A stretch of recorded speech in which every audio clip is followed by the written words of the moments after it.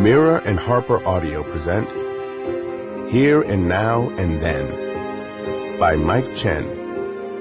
Performed by Cary, Hite.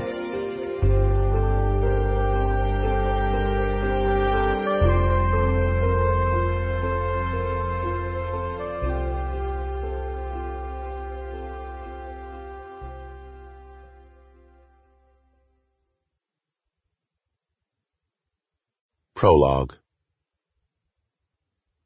No pulse beat beneath the skin.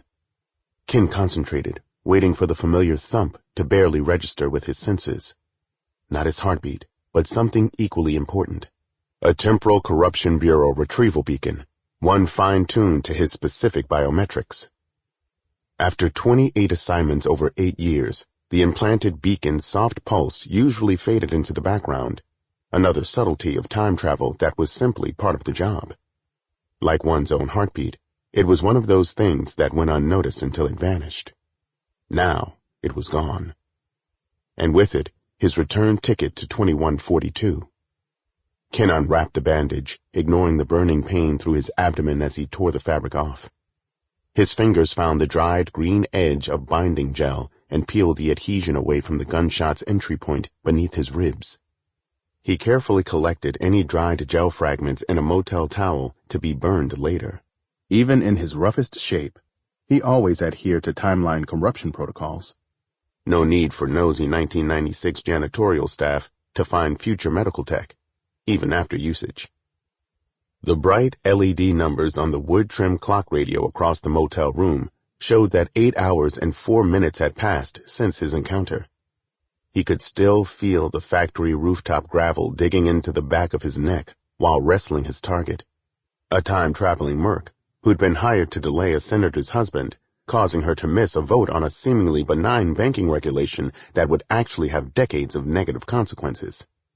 They'd engaged, his arms and legs locking hers in a vice hold before she managed to grab a brick fragment and smash his kneecap. Now his fingers gripped the bathroom sink's rim, and he steadied himself, his left knee refusing to carry much weight. A brick to the knee and a boot to the ribs, then a gunshot. Not from a plasma discharger, but an era-appropriate semi-automatic pistol. The target's smirk still burned in his memory, the slightest of smiles visible through thin moonlight. For a flash, he'd wondered why she found their encounter amusing, but when the gun's barrel slid down from his forehead to the implanted retrieval beacon, he knew. Stranding him, it seemed, was a crueler twist than murder.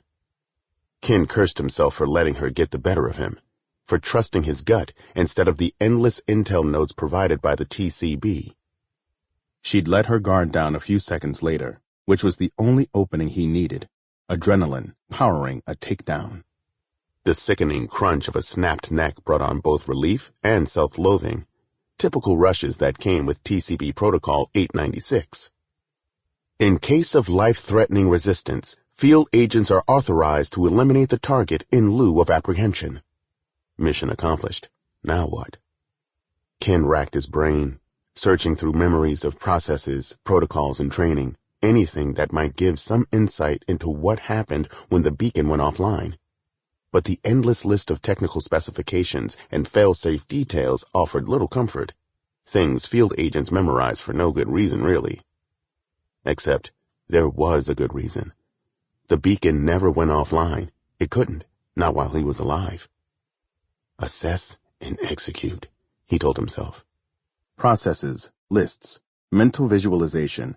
His mind's eye sorted it all using years of agent training. Kin's hand pressed firmly against the wound, waiting for the slightest of tremors to register across his palm. Blood oozed out, bright red slipping between his dark brown fingers and running down his shirtless side.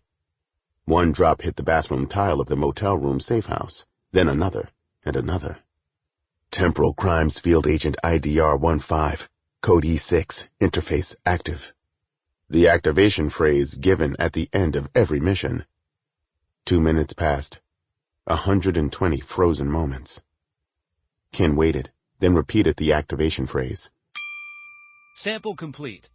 Ready to continue?